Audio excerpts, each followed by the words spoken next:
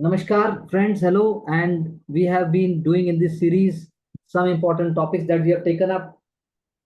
And you must have seen in the previous ones that we are talking about equality, we are talking about liberty, we are talking about what different theorists is saying. क्या ideas हैं उन theorist के जो contemporary mould में fit होते हैं या नहीं होते हैं. We have been talking about all those ideas and thoughts. Again, I repeat here, the goal is not to make any shortcut, but the goal is to improvise oneself, revise oneself, learn how to speak with oneself, और different different perspectives का जो core है, जो उसका juice है, जो उसका सार है, उसको आप कैसे समझते हैं. So without taking any more further time and giving it a continuous push like the way we have done with the previous ones, let's start with state. Yes, sir. So we have discussed about several areas, for example, justice, equality, liberty, and as well as democracy. तो जब कोई society का बात करते हैं, when we discuss society, तो ये चार चीज़ इंपॉर्टेंट है. लेकिन जस्टिस कैसे इन्फोर्स किया जाएगा या फिर लिबर्टी कैसे इन्फोर्स किया जाएगा सोसाइटी का अपॉन, तो ओवरऑल कौन करेगा? तो वो स्टेट करेगा. हमने पढ़ा था कि स्टेट को कैसे चूज कर सकते हैं. It can B authoritarian, it can B democratic. वो भी हम लोग ले चुके थे थ्योरी ऑफ डेमोक्रेसी में.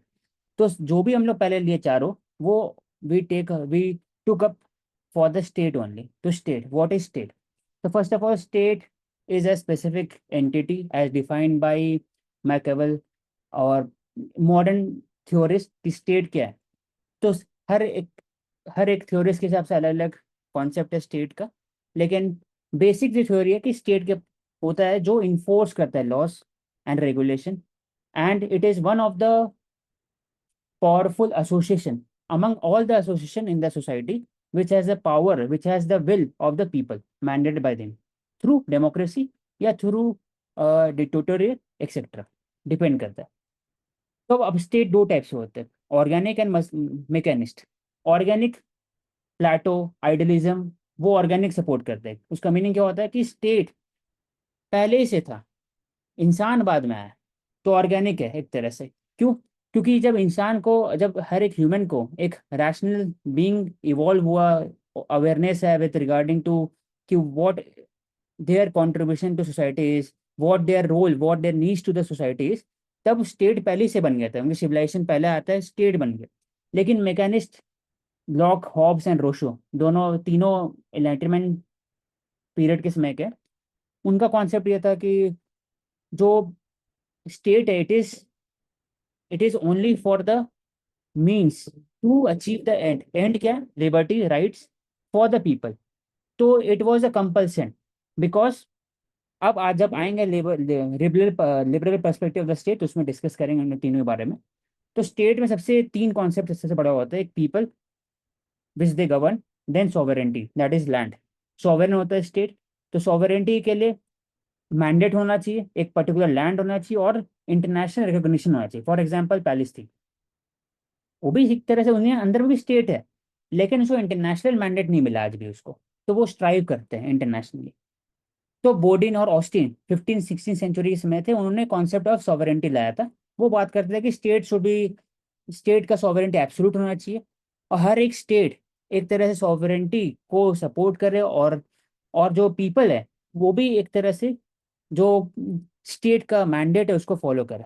It can be divine theory of the state, और it can be popular sovereignty जो बाद में आता है 18-19 सेंचुरी में. अब theories, different type of theories है स्टेट के. लिबरल है, आइडियलिज्म है, मार्क्सिस्ट है, anarchist, neo Marxist, pluralist, post colonial और फेमिनिस्ट. ये 6 टाइप के थ्योरीज हैं. तो इसका इवोल्यूशन पड़ता है. तो पहली बात है, जब स्टेट का कॉन्सेप्ट था वो न्यू नहीं है, वो इंडिया में भी था. कौटिल्य स्टेट, सप्तम थ्योरी ऑफ स्टेट. उसका बात करते हैं डिविनिटी थ्योरी ऑफ स्टेट. धर्म, state should be on the basis of धर्म. अशोकन के समय में देखा जाता है, या फिर अकबर के समय में देखा जाता है, या बारबन के समय आता है. फिर 17, 15, 13 सेंचुरी में the formation was divine rights of the state, कि किंग ही सुप्रीम स्टेट है, वही जुडिशरी है, वही लेजिस्लेचर है, वही एग्जीक्यूटिव है, सब वही किंग ही है. लेकिन ओवरऑल 16 सेंचुरी में रिफॉर्मेशन, और उस समय जब एक तरह से रेनेसा आता है, तो there was a revolt against the establish order. उस समय फिर स्टेट का कॉन्सेप्ट थोड़ा पीपल की तरफ गया।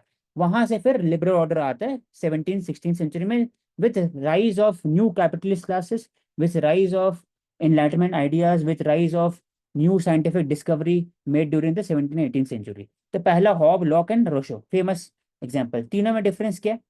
तो पहली बार जो हॉब बात करते हैं वो बोलते हैं कि मैन जो है वो, दे आर सेल्फ सेंटर्ड, वो फिकल माइंडेड है, वो लड़ते झगड़ते रहे शुरू से स्टेट और नेचर में भी। तो state formation was due to compulsion, वो कॉन्ट्रैक्ट नहीं था, वो कंपल्सन था, ताकि एक हर कोई एक दूसरे को अपने आप को प्रिजर्व कर सके इन द केओस। तो एक तरह का एक कॉन्ट्रैक्ट बना, एक कॉन्ट्रैक्ट बना, आपस में साइन हुआ, वो स्टेट बन गया। और स्टेट शुड बी एब्सोल्यूट। तो हॉब में आपका जो political obligation towards the state है, वो शुड बी एब्सोल्यूट, आपको बात मानना ही होगा स्टेट को, आप विद्रोह नहीं कर सकते, कुछ नहीं कर सकते, एक बार साइन हो गया तो। लॉक बात करते हैं कि कॉन्ट्रैक्ट है, it is between the rational human being, जो लोग साथ में आए they were rational, they were not fickle minded या they were not self centred, वो रैशनली वो लेकर सामने लेकर आया, ताकि बेसिक जो राइट्स है, for example right to life, dignity, property, वो प्रिजर्व कर सके। तो स्टेट का अधिकार है कि वो सब चीज प्रिजर्व करे, अगर नहीं करेंगे तो they have the right to revolt. Rousseau बात करते हैं कि सेम बात करते हैं कि सोशल कॉन्ट्रैक्ट होना चाहिए, लेकिन it was derive from the emotion. इसलिए ऋषु हमेशा रोमांटिसिज्म का बात करते हैं, यही कारण है कि it was derive from the emotion की स्टेट बना है, और ओवरऑल उनका एक एथनिक टाइज रहा है, कल्चरल टाइज रहा है शुरू से लेकर के। तो उससे एक गेट टुगेदर हुआ लोगों के बीच में, और उन्होंने सोशल कॉन्ट्रैक्ट बना करके स्टेट बनाया। अब state should be based on general win, popular sovereignty. अगर चाहे तो आप हटा सकते हैं on the basis of election, या फिर डिफरेंट मोड्स ऑफ जो डेमोक्रेसी में। तो तीन टाइप के लिबरल थ्योरी है, एक एक लाइन में वी कैन कंक्लूड कि क्लासिकल लिबरल बात करते हैं कि मिनिमम स्टेट होना चाहिए। एडम स्मिथ बात करते हैं कि overall state should be responsible only for preserving the liberty, property of the individual. उसके अलावा कोई रोल नहीं होना चाहिए स्टेट का, डिफेंस पे बस, डिफेंस, लिबर्टी एंड प्रॉपर्टी, इसके अलावा कोई रोल नहीं होना चाहिए। लॉक भी इसी बात करते हैं। लेकिन उसी समय 17th सेंचुरी में there was rise of industrialisation, और न्यू क्लासेस फॉर्मेशन हो रहा था उस समय। वर्कर, पेजेंट, सब कोई आ रहे थे बाहर, अपने घर से बाहर निकल रहे थे, वो काम कर रहे थे। तो new states, new cities way formed, for example Manchester से के पेरिस के अराउंड भी रीजन जो था, वहां पर भी, स्पेन में भी। तो वहां पर वापस से फिर एक इशू हुआ, क्लास क्लास डिस्टिंक्शन बढ़ गया, इनइक्वालिटी बढ़ गया। तो उस समय लिबरल जो स्कॉलर थे, उन पर क्वेश्चन उठा कि आप जो बता रहे हैं कि स्टेट जो कैपिटलिज्म है, it can redistribute the wealth, तो कैसे हो रहा, हो तो नहीं रहा। तब फिर वहां पर जो जेएस मिल था, उन्होंने एक कॉन्सेप्ट लाया, पॉजिटिव लिबरलिज्म। उन्होंने बोला कि लिबरल मतलब ये होगा कि आपका स्टेट का रोल यहाँ पर पॉजिटिवली रहेगा, positively to increase the capacity building of the individual, और टू इंक्रीज द राइट। तो वहां से कॉन्सेप्ट है वेलफेयरिज्म का। तो जो हम लोग वेलफेयरिज्म पढ़ते हैं, तो पॉजिटिव लिबरलिज्म है वो एक तरह से। अब आते हैं न्यू लिबरल पॉलिसी। अब स्टेट का मैंडेट बढ़ते गया, 19th-20th सेंचुरी बढ़ते गया। तो ओवरऑल जो स्टेट थे वो पेंशन भी दे रहे हैं, वो जॉब भी दे रहे हैं, वो बेसिक सर्विसेज प्रोवाइड कर रहे हैं, एजुकेशन प्रोवाइड कर रहे हैं, हर चीज कर रहे हैं। तो स्टेट ओवर इन्फ्लेटेड हो गया, हाइयर ब्यूरोक्रेटिक कंट्रोल बढ़ते गया। तो क्वेश्चन उठता है 1930s-20s में कि police state, quote and quote, कि पुलिस अथॉरिटेरियन स्टेट का कॉन्सेप्ट आ गया। तो उस समय से फिर नॉजिक और एफ ए हाइक, जो फेमस न्यू लिबरल स्कॉलर हैं, उनने क्रिटिसाइज किया कि स्टेट ओवर बर्डन हो चुके हैं, वो हर काम नहीं कर सकते, क्योंकि करप्शन बढ़ गया है, रेड टेपिज्म बढ़ चुका है, और एक तरह से ब्यूरोक्रेटिक एटीट्यूड के कारण जो लोग हैं, उनका अपना डिजायर है वो फुलफिल नहीं हो पा रहे, इसलिए स्टेट का वापस से मिनिमम रोल होना चाहिए। तो न्यू लिबरल थ्योरी बात करते हैं कि everything will be decided by the capitalism, and everything will be redistributed by the market structure. तो नोजिक और एफ इसमें बात करते हैं। अब आते हैं, ये हो गया लिबरलिज्म का overall evolution from 17th to 20th century. अब आइडियलिज्म आता है। तो आइडियलिज्म और मार्क्सिज्म कनेक्टेड है। आइडियलिज्म मतलब होगा कि आइडिया। हेगेल फेमस स्कॉलर है, वो बात करता है जर्मन 18th सेंचुरी में कि जो इंसान है, हर एक इंसान एक सेल्फ कॉन्शियस बीइंग है, उनको हर एक के दिमाग में एक आइडिया प्रोड्यूस होता है, उसके बाद आप काम करना चाहते हैं। तो idea is the basic thing to which has sustain the civilisation over the years. Idea ही हर चीज है, तो आइडिया से हर चीज डिराइव होता है। तो इसलिए वो लेकर आते हैं कि आइडिया में डिपेंड करता है। अब हमने एक आइडिया प्रेजेंट किया, सामने वाला उसको काउंटर किया, ऐसे करके जब आइडिया लास्ट में फॉर्मेशन होता है तो it creates a universal idea, that is, तब इसी थ्योरी को बोलते हैं डायलेक्टिक आइडियलिज्म। डायलेक्टिक प्रोसेस है, डिस्कशन एंड डिबेट है, लास्ट में जो आइडिया आता है बचता है, it is more nuanced, more practical. तो उसी चीज को कार्ल मार्क्स ने यूज कर दिया मटेरियलिज्म। उन्होंने बोला कि जो idea, it is not sustenance for the human civilization, material is a human is the basic root cause for sustenance of human civilization। क्यों? जिसके पास मटेरियल ज्यादा होगा वो डोमिनेट करता है स्टेट के ऊपर। फॉर एग्जाम्पल, शुरू से जब जब प्रिमिटिव सोसाइटी था उस समय कोई मटेरियल था नहीं, सब कोई हंटिंग एंड गैदरिंग कर रहे थे, तो उसमें स्टेट का कॉन्सेप्ट भी नहीं था क्योंकि इंसेप्टाइज था। लेकिन बाद में जब धीरे धीरे रिवॉल्यूशन हुआ तो स्लेव और स्लेव ओनर के बीच में डिफरेंसेस बढ़ गया। तो स्लेव ओनर जो थे उनके हिसाब से स्टेट चलता है। उसके बाद से जब आते हैं तो हम लोग लैंड लॉर्ड और फ्यूडल सोसाइटी में आते हैं, लैंड लॉर्ड सर्फ का, तो लैंड लॉर्ड के हिसाब से स्टेट चलने लगा। उसके बाद फिर अभी आते हैं कैपिटलिस्ट और वर्कर, तो कैपिटलिस्ट के हिसाब से स्टेट चलने लगा। तो जो डोमिनेट क्लास है, they run the state, they provide the ideological base, they provide the everything for the state. तो बात करती है कि स्टेटलेस सोसाइटी होना चाहिए, इसलिए स्टेट को खत्म करो। तो मार्क्स ये बात करते हैं। और कांत का क्या कॉन्सेप्ट रहा है इसमें, कि इमैनुअल कांत स्टेट का बात नहीं करते, वो सोसाइटी की बात करते, इसलिए वो बात करते हैं metaphysics of morality, morality in society. कि आप अगर अच्छा काम करेंगे, ऐसा काम करें कि आपका जो लॉ है वो यूनिवर्सल जिसको यूज कर सके। आप ऐसा काम करें कि ओवरऑल हर के लिए सोचे, अपना आप रख के सामने वाले सोचे। तो उनका कोट एंड कोट जो फेमस है,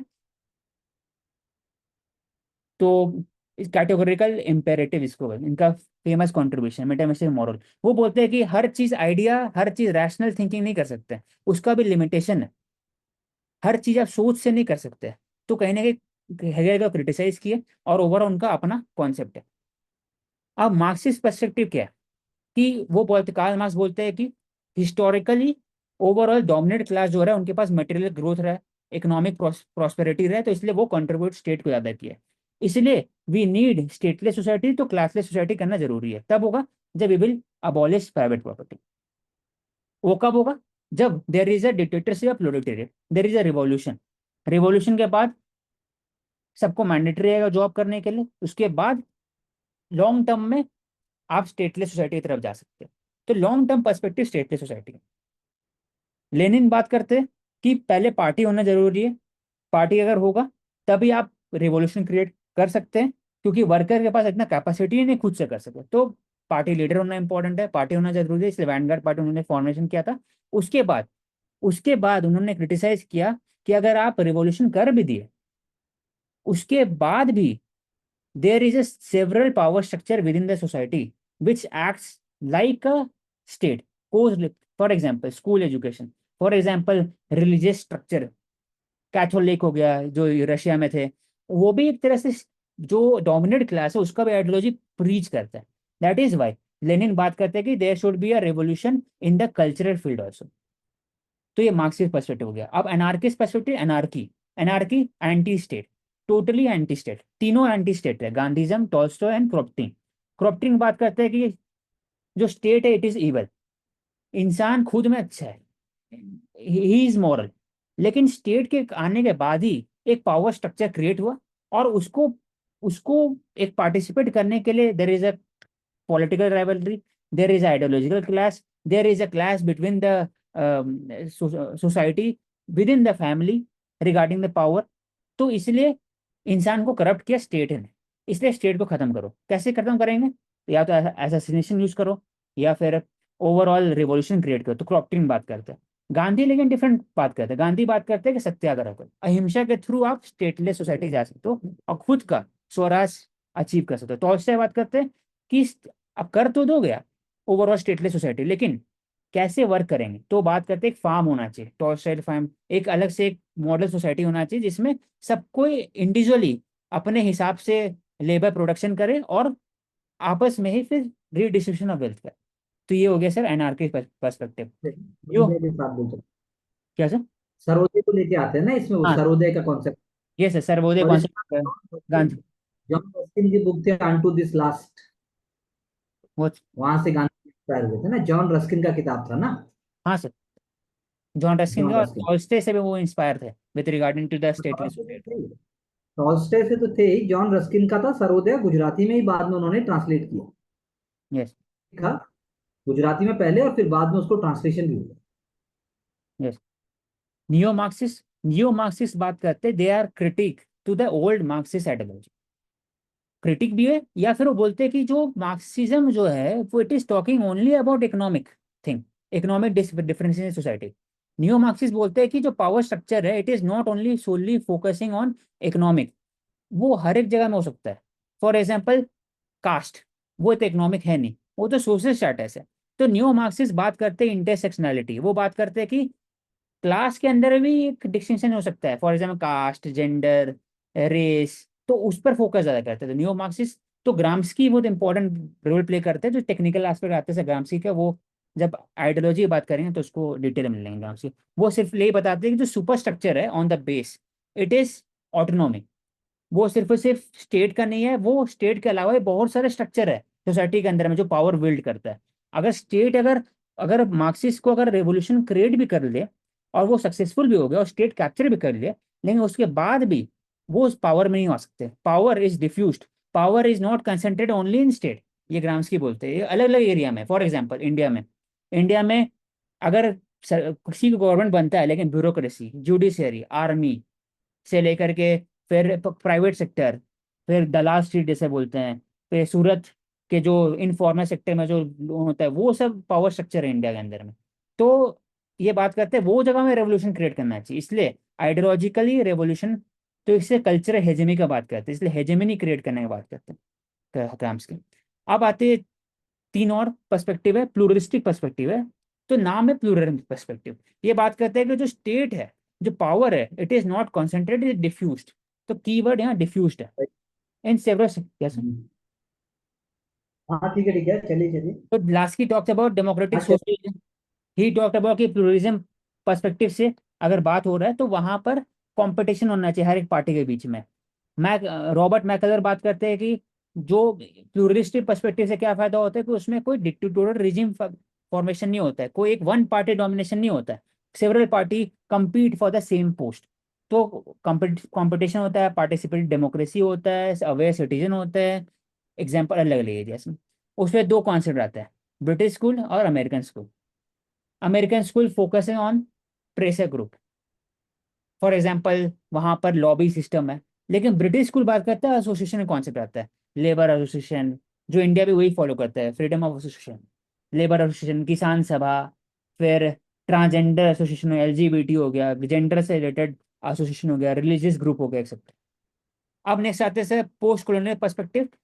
तो जो भी स्टेट का डेफिनेशन था it was from Eurocentric western bias. अब ये फोकल ने बोला है कि थ्योरी ऑफ पावर पे, कि जो पावर है, जो इंटरप्रिटेशन है, इट शुड बी रिलेटिव। जो भी चीज हम लोग इंटरप्रेट कर रहे हैं वो वेस्टर्न सेंट्रिक इंटरप्रेट कर रहे हैं, स्टेट का कॉन्सेप्ट वेस्टर्न सेंट्रिक है हर एक चीज। जरूरी नहीं है कि जो वेस्टर्न कंट्री है वही एक सक्सेसफुल मॉडल हो स्टेट का। तो गायत्री स्पिवाक और एडवर्ड सैड फेमस स्कॉलर है इसमें, वो बात करते हैं कि there should be a new study in the orientalism. आप एशियन स्टडीज करिए, वहां पर डिफ्यूज स्ट्रक्चर है, वहां पर फॉर एग्जाम्पल फ्यूडलिज्म भी है, वहां पर स्टेट का मिनिमम रोल भी है और मैक्सिमम रोल भी है, प्लूरलिस्ट सोसाइटी भी है, मेरिट भी है, तो मिक्स्ड है। तो हर एक और वो भी तो यस, वो हर भी एक एक केस स्पेसिफिक कंट्री है उसकी यहाँ स्टडी होना चाहिए। तो डीकोलोनाइजेशन का बात करते हैं, वो decolonisation of the state theory उसका बात करते हैं। एडवर्ड साइड बात करते हैं, और प्लस फ्रैंक फोंजोन फेमस स्कॉलर है, वो बात करते हैं डीकोलोनाइजेशन ऑफ द होल, जो studies of the Asian studies. क्यों, वो बात करते हैं पोस्ट कॉलोनियल जो सोसाइटी है वो सिर्फ और सिर्फ इकोनॉमिक इंपीरियलिज्म से परेशान नहीं है, वो आइडियोलॉजिकल इंपीरियलिज्म से परेशान है। फॉर एग्जांपल अमेरिकनाइजेशन, हर चीज जो नॉर्वे करेगा वो सही, इंडिया जो करेगा वो थोड़ा पीछे। तो हर चीज हम लोग कंपेयर करते हैं नॉर्वे से, स्वीडन से, तो कहीं से कहीं ना कहीं नॉर्मेटिव इंपीरियलिज्म है, कहीं ना कहीं ये कल्चरल इंपीरियलिज्म है। तो फ्रांसिस फोजोन है वो बात करते हैं कि there should be a new studies regarding the new perspective of the state. अब feminist perspective of the state में आते हैं। तो उसमें केट मिलेट और कैथरीन मैककिनॉन वो बात करते हैं कि जो स्टेट का कॉन्सेप्ट है वो बात करता है सिर्फ और सिर्फ डोमिनेशन, सिर्फ और सिर्फ बात करता है power, authority, enforcement of law. वो बात नहीं करता पीपल्स रिप्रेजेंटेशन, वो बात नहीं करता नीचे से ऊपर एक पीपल का रिप्रेजेंटेशन होना चाहिए, मोर एक्टिविज्म होना चाहिए, इंक्लूसिव होना चाहिए। तो state represent the patriarchal structure of the male. अब उसमें फीमेल का कॉन्सेप्ट कैसे आता है, जब स्टेट जब मोर अकाउंटेबल रहेगा लोगों से, power reside from the bottom class, तो वो अगर हो सकता है तभी जा करके हम लोग बात कर सकते हैं कि state it is more inclusive. तो मार्क्सिस्ट फेमिनिस्ट ने एंगल, जो एक मार्क्स के साथ थे, फ्रेडरिक एंगल, उनके क्रिटिक था कैपिटलिज्म का, उन्होंने बताया था कि जो ओवरऑल महिला का मार्जिनलाइजेशन कब स्टार्ट हुआ, when there was a economically dominate class, और वो उसके हिसाब से आइडियोलॉजी उन्होंने बनाया, और जो महिला का जो रोल था वो लिमिटेड टू द होम से रख गया, कि ओवरऑल उनका जो पावर स्ट्रक्चर है सिर्फ रिलेटेड टू मेन, कि आज डॉटर है, कल वाइफ, या फिर मदर इन लॉ। तो पावर स्ट्रक्चर वो not defined by herself और her capability, it was defined on the relation to with the male counterparts. तो क्रिटिक करते फेमिनिस्ट, मार्क्सिस्ट फेमिनिस्ट क्रिटिक करते हैं। रोजा लंगजम फेमस स्कॉलर है इसमें, वो बात करती है कि और भी एरियाज को लेके चलते हैं, बोलते हैं कि पर्सनल इज पॉलिटिकल। उनका जो सेक्सुअलिटी हो गया, उनका जो एक अबॉर्शन का इशू होगा, वो डिबेट डिस्कशन है, उनका तो वॉइस भी नहीं इसके ऊपर है। ये सिर्फ इंडिया में नहीं हुआ, ये इंडिया में भी हुआ एक तरह से। फॉर एग्जाम्पल पंडिता रामाबाई, उन्होंने बात किया, फिर सावित्रीबाई फुले, उन्होंने बात किया। फिर हम लोग 1931 में एज ऑफ कंसेंट बिल में देखते हैं, रुकमाबाई केस देखते हैं, 1880s में देखते हैं, उसमें भी बात हो रही है एक तरह से कि एक विमेन का रोल कैसे बढ़ना चाहिए, ओवरऑल नेशनल मूवमेंट है बाकी जगह पे। अब आते हैं रेडिकल लिबरल फेमिनिस्ट और रेडिकल फेमिनिस्ट, दोनों में डिफरेंस क्या है। रेडिकल फेमिनिस्ट बात करती है कि जो भी लॉज होना चाहिए हर एक में जेंडर लेंस होना चाहिए, जेंडर लेंस, हर चीज को जेंडर लेंस से देखा जाए। तो डॉर्किन फेमस इसमें स्कॉलर है, वो बात करते हैं कि women power, sisterhood, women women को सपोर्ट करेगी, सिस्टरहुड सपोर्ट होगा। आप विमेन ही उनके पास वोम है तो वही उनके पास खाली ओपिनियन होगा। Sexuality should not be politicised, it should B politicised in a better way. और विमेन सेंट्रिक लॉज बनना चाहिए, विमेन को प्रेफरेंस मिलना चाहिए, वो रेडिकल फेमिनिस्ट बात करते हैं। अब बात करते हैं कि लिबरल फेमिनिस्ट क्या बात है, वो बोलती है कि विमेन को मेल के काउंटर पार्ट की इक्विवेलेंट लाना चाहिए। तो विमेन को लाना चाहिए, लिबरल बात करिए, रेडिकल उसको बोले सिर्फ विमेन को। तो सर ये ओवरऑल हो गया। तो अब आते हैं कि कंटेम्प्रेरी स्टेट। तो इंडिया में स्टेट पर डिस्कशन है कि आजकल के जमाने में स्टेट और उससे एसोसिएटेड इश्यूज क्या है। तो पहली बात है कि ट्रांस नेशनलिज्म है, तो उससे एक diffused sovereignty of the state हो गया। फॉर एग्जांपल, आपके हाथ में डेटा नहीं है, इंडिया गवर्नमेंट के हाथ में डेटा नहीं है। आज हम लोग डेटा कलेक्शन हो रहा है स्वीडन में, नॉर्वे में। तो इसलिए इंडिया बात करते हैं data sovereignty, sovereignty has gone to the digital sphere also. तो जो बाउंड्री है it has increase, plus homogenisation बढ़ते जा रहा है, कल्चरल होमोजेनिटी बढ़ते जा रहा है। Overall there is a interference by the several players around the world regarding MSP, MNC, multinational corporation हो गया, ट्रांसनेशनल कॉपरेशन हो गया, फिर अलग अलग कंट्रीज के अंदर में। तो there is a increase of cosmopolitan society. इसलिए जो जो कंटेम्प्रेरी स्टेट है it is a diffused form उसमें। तो इसलिए फिर इंडिया को बोलता है इसमें कि इंडिया क्या स्टेटस है, क्या वो सॉफ्ट स्टेट है। तो इसमें कहीं ना कहीं क्वेश्चन उठता है कि India can be said a soft state, क्योंकि इंडिया के पास कैपेबिलिटी पहले 1980s में तो कम था, स्टेट कैपेसिटी कम था। तो राइट का केसेस बढ़ गया था, हेट स्पीच था ज़्यादा, डेथ भी बहुत ज़्यादा था, फैमिन का इशू था, ग्रीन रेवोल्यूशन। जब इसके बाद से when there was a increase in economic prosperity, resource allocation हुआ, तो स्टेट कैपेसिटी बढ़ गई। आज के हिसाब से राइट में डेथ बहुत कम होता है, ओवरऑल हेट स्पीच और ओवरऑल जो फैमिन केसेस हो गए बहुत नहीं के बराबर कम कम हो गया। और अलग अलग एरियाज में जो केसेस होता है डिफरेंट केस, तो वो एक तरह से कम हो गया। और स्टेट जो इंडिया का स्टेट है it has increasing the capacity over the years, चाहे वो हर एक फील्ड में हो जाए, जो डिफेंस में हो जाए, चाहे वो डेटा में हो जाए, चाहे वो कॉमर्स में, जुडिशरी में, या क्रिमिनल जस्टिस इकोसिस्टम में। तो overall state, Indian as a state, it is increasing capability और it is achieving the target which it has sought for 2047। अमृत का भारत। आई थिंक बहुत बढ़िया फ्लो। और पहली बार स्टेट तक आते आते जो क्लैरिटी दिखाई दी, तो मन ही नहीं किया कि बीच में कुछ बोलें, बस सुन लें समझ लें। तो बहुत अच्छा बोला, बहुत क्लैरिटी से बोला, बाकी तो आगे वक्त बताएगा ही। तो क्वेश्चन उठा लीजिए एक, जैसे जैसे 19 नंबर क्वेश्चन बहुत अच्छा है। Examine the challenges to sovereignty of state in a contemporary world. Examine the challenges to sovereignty of state. It is not only with respect to land, it is also a data sovereignty से लेकर commercial, फिर land हो गया, seize हो गया, तरीके ocean से, हो गया, तो उसके हिसाब से स्ट्रक्चर चैलेंजेस तरीके क्या है? तो स्ट्रक्चर तरीके से आप बोलिए कि जो जो कंटेम्प्रेरी चैलेंजेस हैं, जो कंटेम्प्रेरी चैलेंजेस हैं या कंटेम्प्रेरी वर्ल्ड में जो चैलेंजेस हैं, वो चैलेंजेस वो चैलेंजेस क्या रियली में सोवर्निटी को इम्पैक्ट कर सकते हैं, या सोवर्निटी को वो डाइल्यूट कर रहे हैं, या वो सोवर्निटी के साथ इवॉल्व हो रहे हैं? That's how you can see challenges in contemporary world are.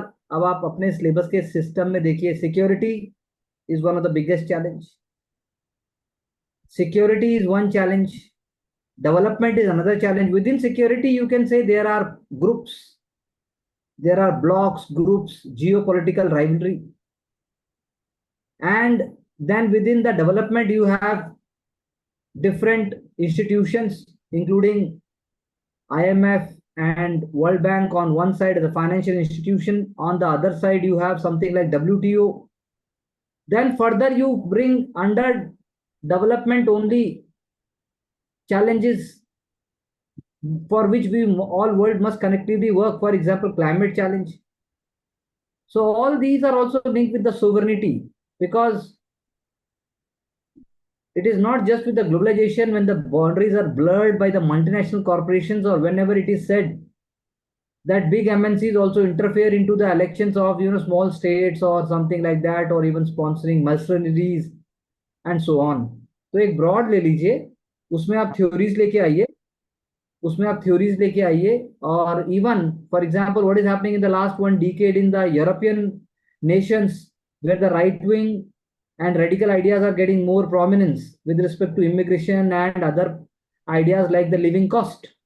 उसमें भी आप मतलब bring the idea of classical thinkers and classical theorists, and also certain contemporary writers also, I would say, like Noam Chomsky, or even more further we should come over, like we are reading about Pratap Bhanu Mehta or Asutosh Vashne, or even if we are reading about sociologists and even comments of global leaders. ऐसा करके आप बोल दीजिए. हाँ sir. And as far as one more question we can pick up, question number 26, we can handle feminist critique of the state. हाँ sir. Post-colonial theory. Can you throw some light on the post-colonial theory of the state?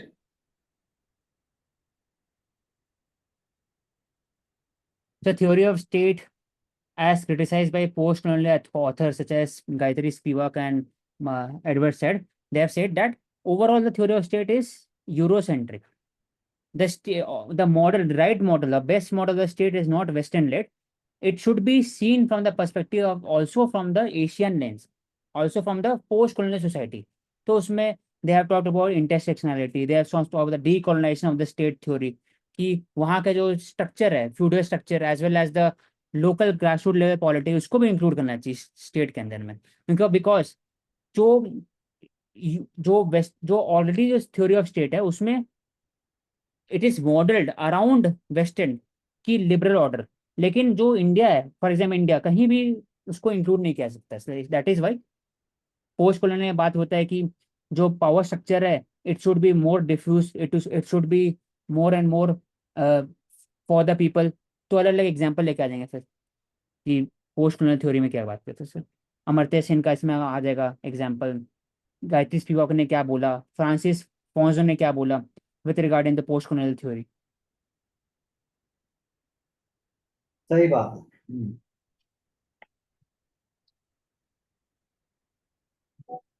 और कोई point?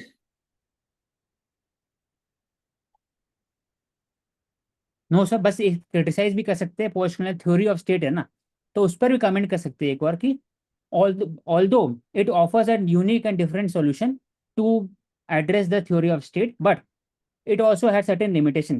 पहला कि relativity, universal value को follow नहीं करते। Universal value कुछ नाम का चीज होता है जो ये बोलते हैं रिलेटिविज्म, कल्चर रिलेटिविज्म बात करते हैं ओवरऑल, तो कम्युनिटेरियन एथिक्स को प्रमोट करते हैं।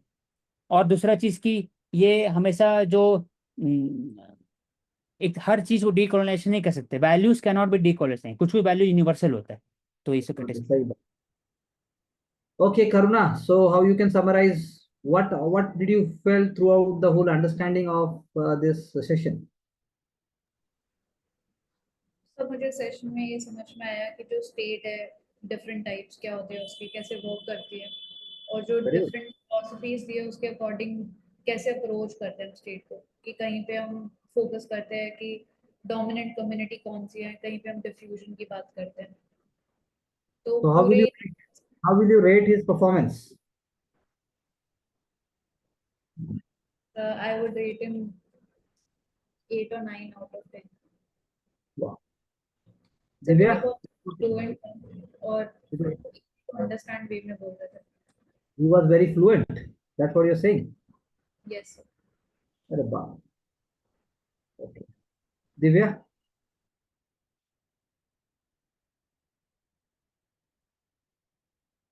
can you hear me?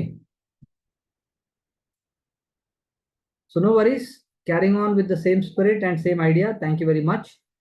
And we'll work behind the scene, behind the curtain, so as to bring the best and also to make things more smoother and lighter and also sustainable and without any kind of strings attached. Let's move forward in a smart way in order to achieve our goal. Thank you very much and wishing all of you all the best and keep learning and converting it into success through a strategic planning. That's what we all wish for. Thank you for watching. Thank you for learning and also for any feedback, get back any moment. Thank you very much and keep watching Ansarkari.